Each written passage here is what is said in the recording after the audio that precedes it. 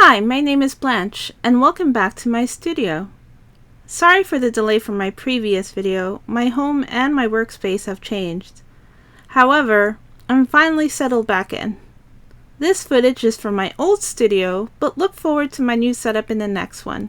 For this project, I went back to The Matrix. We have the newest movie out, which I'm sure we all have mixed reviews about. However, this video is not a movie review. I chose to remember Neo before he became old sad Keanu. Bogus. This of course ages me a little, so I can't harp on Keanu, because we all are different than we used to be. We all want to go back to how we were. Your hair has changed. Your appearance now is what we call residual self-image. Get me the hell out of here! But for those younger or unaware, the real question is... What is the Matrix? The Matrix is everywhere. It is all around us. This is the world that you know. The world as it was at the end of the 20th century. It exists now only as part of a neural interactive simulation. But did I go high-tech or go low? Turns out that I go mostly low. Pixels, the building block of the Matrix. And for that, the medium that seemed to suit it is Perler Beads. Never tried it before this project, but the best way to try something new is to make something larger than the normal scope of it, right? First, I start my piece on a computer and then convert it to beads later. My initial step was the easiest, roughly crop an image of Neo from the original movie poster. I do slightly digitally pixelate it with a filter, but only to give me a rough idea of where to start and cut down on the color palette. I also replaced the background with a more simple background of the digital rain we are all familiar with because I think it translates well with what character it is. I used my drawing software to make myself a blank pixel palette. Then to get a color palette that would roughly match the beads, I downloaded the Perler Bead catalog. I used the eyedropper tool to make myself a color key, which I kept on screen while I was working. Then I put the roughly pixelized Neo photo as a layer underneath while I bounced around the image filling in colors. I experimented to see what pattern I liked that made Neo look the best. I kept tweaking colors and simplifying shapes in my brain until I came up with the perfect Neo.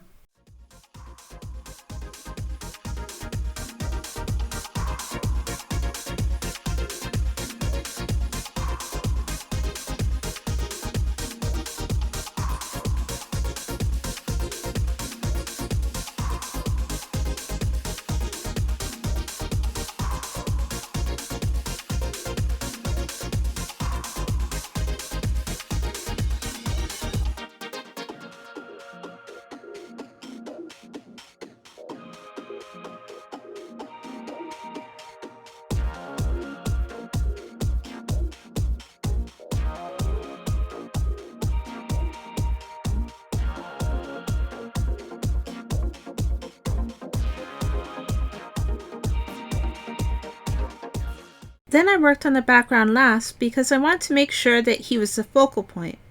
Also, I'd have a better idea of what lines I wanted where. I wanted to use glow-in-the-dark beads in the background to make the image more dynamic, even though it's 2D, so I marked where those went. No way! Yes way!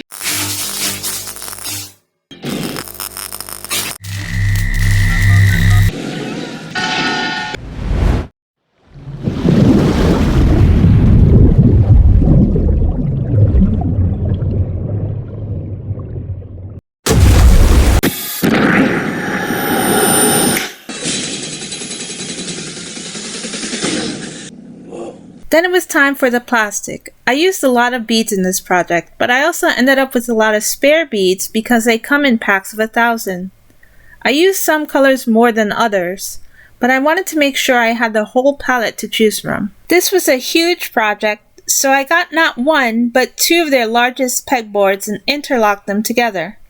I printed Neo out large scale and taped it behind the plastic just to have a mental picture of what I was trying to achieve.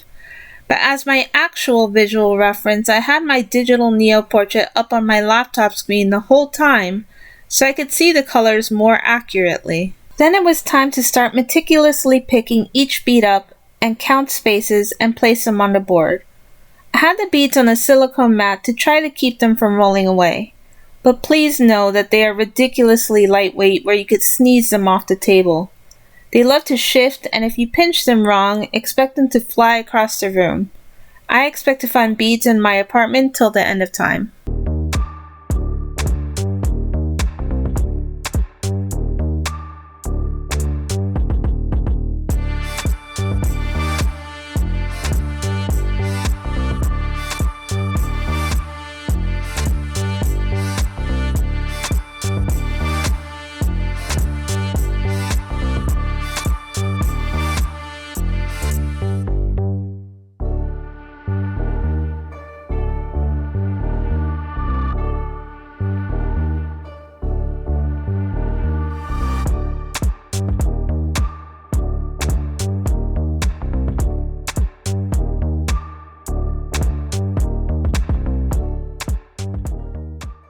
I didn't have a plan in mind, and I didn't go line by line like a scan.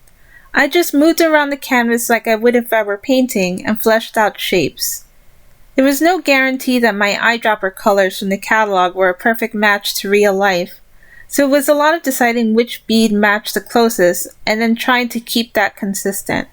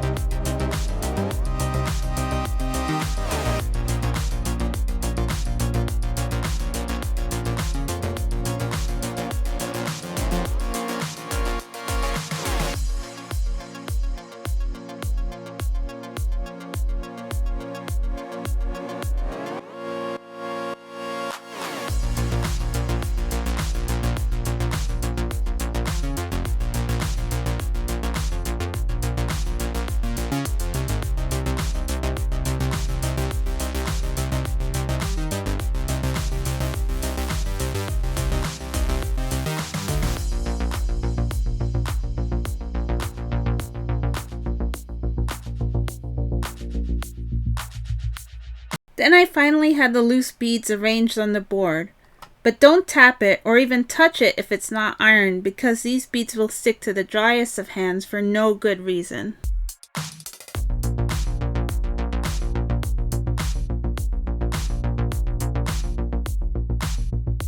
You guys are really us. Is it really so hard to believe? Can we go anywhere we want at any time?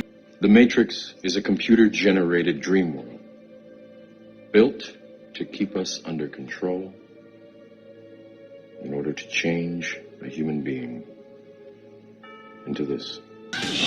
Then it was time for the part I feared the most, taping. Every advice I read said that ironing the beads while it's still on the pegboards warps the board and your image. Even on the Perler website, they recommend the tape method. Essentially, you temporarily tape it together enough so you could pull the beads off the board safely. Then use a board to flip it to the back, pull off the board, iron the back, flip it back, and then pull the tape off the front. Good for large projects, they say. I used regular 1-inch masking tape because that's what I thought it showed in the photo, but this was clearly a mistake as I realized later on. I also had to stick it and commit to where I placed it. Aside from just my hand placement, hesitation, static electricity, everything wanted to pull these up, and it was the beginning of my nightmare. Every single time I slightly did anything even a little bit off, I yanked out 20 beads.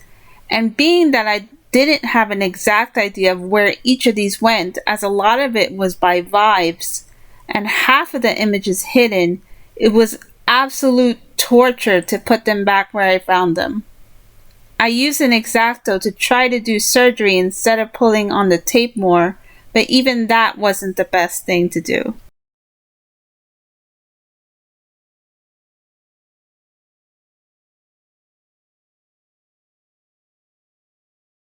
Once I had the front tape, I used scrap cardboard to flip it to the back.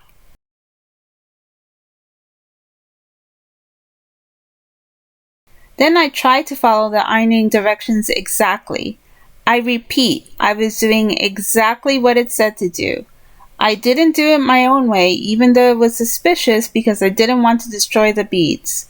I just kept going step by step, lightly ironing.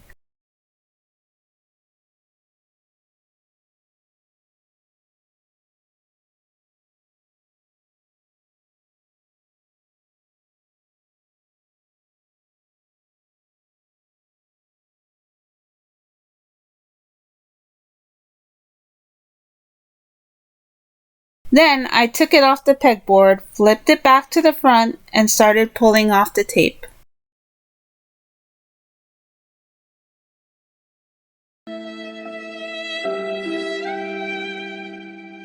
Walk out the door, you see someone that you know and they ask you how you are, and you just have to say that you're fine when you're not really fine, but you just can't get into it because they would never understand.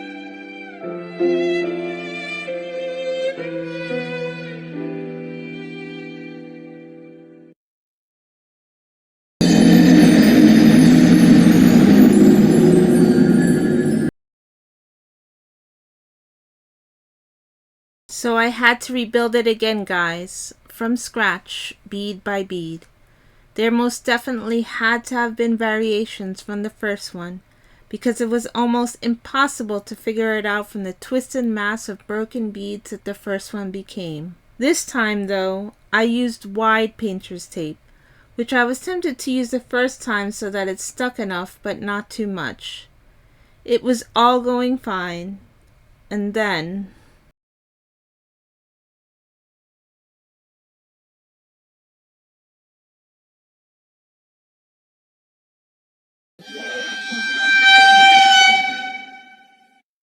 No, God! No, God, please, no! No! No! No!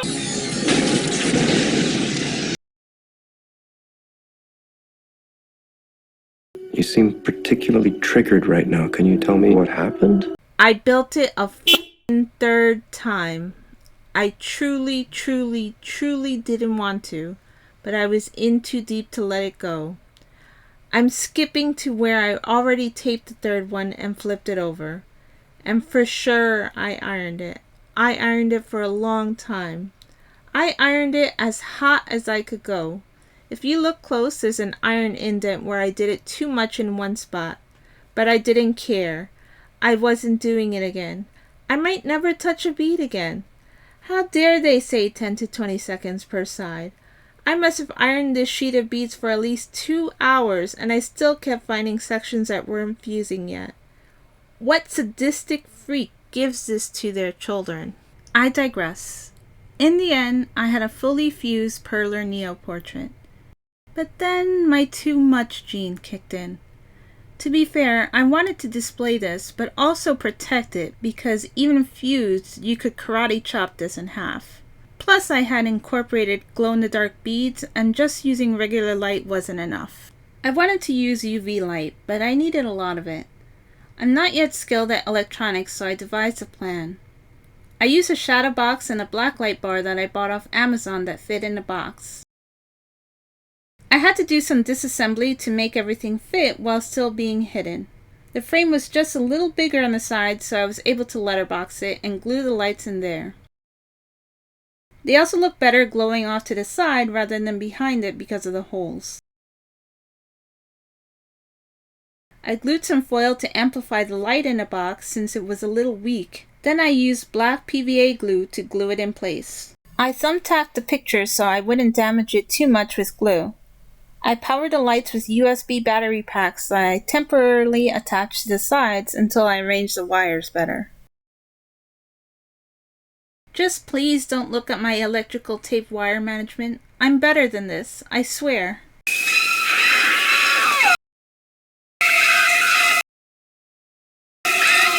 Then I was finally done. All that was left was to power it on for the final reveal. This will feel a little weird.